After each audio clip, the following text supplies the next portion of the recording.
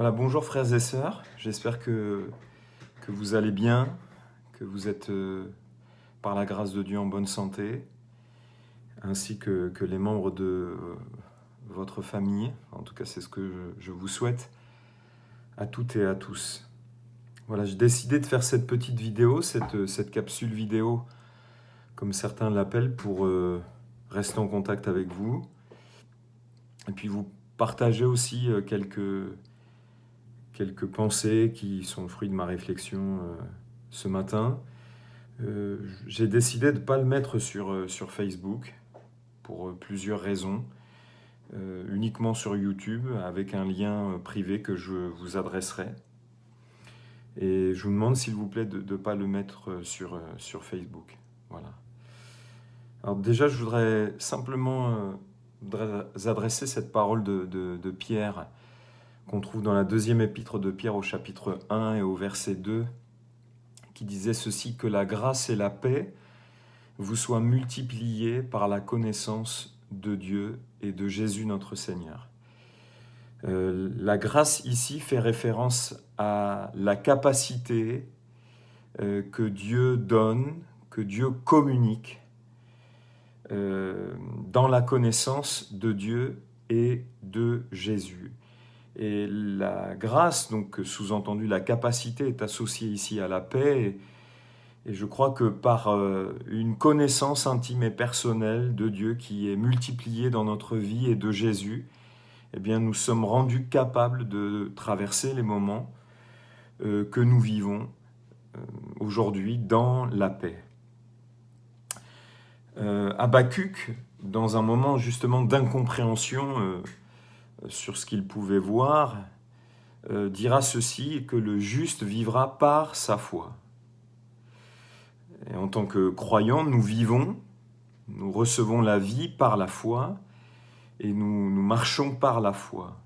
C'est-à-dire en se confiant en Dieu et dans la confiance en Dieu. Et pour que notre foi demeure, ne soit pas ébranlée, elle doit s'appuyer sur un fondement solide, la parole de Dieu, Jésus-Christ, parole faite chair.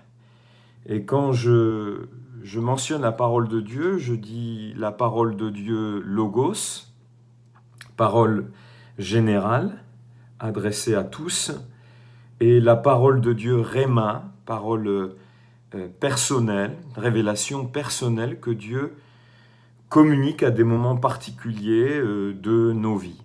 Voilà, cette parole, elle nous communique la connaissance de Dieu et de sa volonté. Et comme lu en introduction, eh bien, par cette connaissance, la capacité à traverser ces moments en paix. La parole de Dieu, Logos, déclare que dans les derniers jours, il y aura des temps difficiles. Nous sommes avertis, pas seulement sur le plan moral, puisque c'est premièrement sur le plan moral que Paul adresse ses paroles à Timothée, mais aussi sur le plan de la création, de ce que nous vivons aussi aujourd'hui. Par exemple, dans Romains 8, 22, Paul dit « Nous le savons bien » dans la transcription Parole vivante, en effet, jusqu'à présent, un profond gémissement monte de la création. Tous les êtres soupirent et souffrent dans une sorte de travail d'enfantement universel jusqu'à ce qu'un monde nouveau soit né. Voyez-vous, les souffrances, les gémissements de notre monde actuel nous rappellent que nous allons vers un monde nouveau dont l'Écriture nous parle. La gloire à venir concernant ce monde nouveau ne saurait être comparée aux souffrances du temps présent. La création dont nous faisons partie souffre présentement comme une sorte de douleur qui va produire, qui va aller vers un monde nouveau. Et cette réalité doit contribuer à nous rappeler, si cela était nécessaire, que finalement Dieu est aux commandes des temps et des circonstances que nous vivons pour que nous en ayons bien entendu la connaissance, Il est celui qui vraiment maîtrise les temps et les circonstances présentes qui ont pour but de nous conduire vers un monde nouveau, et pour nous, nous avons la connaissance de cela. Daniel 2,21 dit, et c'est Daniel qui le dit, « C'est lui qui change les temps et les circonstances, qui renverse et établit les rois, qui donne de la sagesse aux sages et la science à ceux qui ont de l'intelligence. » Oui, s'il est capable de changer les temps et les circonstances comme il l'a fait pour Daniel et ses compagnons, c'est bien parce que Dieu maîtrise les temps et les circonstances. On ne peut changer quelque chose que si on a la maîtrise de ces choses.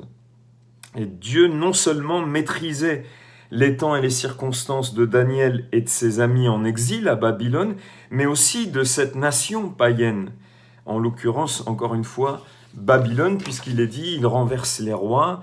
Oui, Dieu, je crois, maîtrise les choses, et parce qu'il les maîtrise, il est capable de les changer, comme pour Daniel et ses amis. Et je remarque que c'est en réponse à la prière de Daniel, et en vue d'un témoignage qui devait être rendu à un roi païen, Nebuchadnezzar, eh bien que Dieu a changé les circonstances de Daniel et de ses amis. Dieu est aux commandes, en fait, des temps et des circonstances. Non seulement de nos vies, mais aussi du monde dans lequel nous vivons, qui vont finalement conduire à l'enfantement d'un monde nouveau. Est-ce que Dieu, et je terminerai par cela, le fait toujours? Est-ce que Dieu change toujours les temps et les circonstances, même s'il en a la maîtrise? Eh bien, pas toujours. Il peut le faire, ça, il n'y a aucun doute, mais il ne le fait pas toujours. Surtout si ces circonstances font partie des circonstances qui vont nous amener à ce monde nouveau où la gloire de Dieu sera présente, manifeste. Peut-il le faire? Oui, encore une fois, je le répète. Il a le pouvoir, dit l'apôtre Paul, de s'assujettir toute chose, de soumettre toute chose à sa volonté. Il ressuscitera nos corps mortels, il a le pouvoir de toute chose. Mais est-ce qu'il le fait toujours? Non. Et c'est quelque chose que les amis de Daniel savaient bien. Ils diront ceci, Daniel 3,17, « Voici notre Dieu peut nous délivrer de la fournaise ardente. Et il nous délivrera de ta main, ô roi. » Il semble qu'il y ait comme une opposition, mais il n'y a pas d'opposition. On a besoin de comprendre ce que les amis de Daniel voulaient dire. Et dans la version Summer, le verset suivant, le verset 18, dit ceci, « Mais même s'il ne le fait pas, sache bien, ô roi, que nous n'adorerons pas tes dieux et que nous ne nous prosternerons pas devant la statue d'or que tu as fait ériger. » Je dirais quelle foi équilibrée et caractérisée par l'humilité, de ne pas tout savoir. Ils diront ceci, donc, notre Dieu peut nous délivrer, et il nous délivrera de ta main. C'est-à-dire que tu n'arriveras pas à nous faire faire ce que ta main veut nous faire faire. Nous ne nous prosternerons pas devant tes dieux, et ils ont cette foi inébranlable dans le fait que Dieu peut les délivrer, mais s'il ne le fait pas, malgré cela, ils ne se prosterneront pas devant les dieux du roi païen de Babylone. Quelle foi, encore une fois, équilibrée et caractérisée par l'humilité de ne pas tout savoir. Ils disent que Dieu peut tout. Oui, Dieu peut tout. Jésus a arrêté le vent. Il est capable d'arrêter la tempête, les eaux. Il est capable d'arrêter ce virus. Il est capable de nous garder. Il peut nous garder les uns et les autres de ce virus. Il peut tout. Il peut tout. Ça, il n'y a aucun problème. Et les amis de Daniel en sont conscients. Dieu peut tout. Mais même s'il ne le fait pas, nous ne nous tournerons pas vers d'autres dieux. Nous n'adorerons pas d'autres dieux. Je terminerai en disant ceci. Passant par des circonstances difficiles, Jean-Baptiste dira, alors qu'il est emprisonné, « Es-tu celui qui doit venir ?» Il semble que les circonstances qu'il traverse le fassent douter. Et Jésus de faire répondre à Jean-Baptiste, les aveugles voient, les boiteux marchent, les lépreux sont purifiés, sont purifiés, les sourds entendent, les morts ressuscitent, et la bonne nouvelle est annoncée aux pauvres. Et Jésus de conclure, heureux celui pour qui je ne serai pas une occasion de chute. Comment ? Eh bien, on peut être une occasion... Jésus peut être une occasion de chute.